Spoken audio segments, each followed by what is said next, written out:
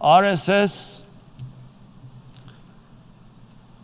Mr. Narendra Modi is a life member of RSS. RSS was an organization that was inspired by Adolf Hitler and Mussolini, came about in 1925. They believed in racial purity, racial superiority. They also believed they were an Aryan race like the Nazi believed they were an Aryan race. This RSS believed in the ethnic cleansing of Muslims from India.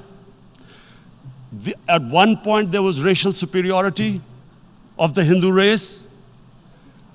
Secondly, it was hatred for the Muslims and for the Christians, because they believed that this golden age of Hindu civilization was stopped because of Muslim rule centuries back and then the British rule of India.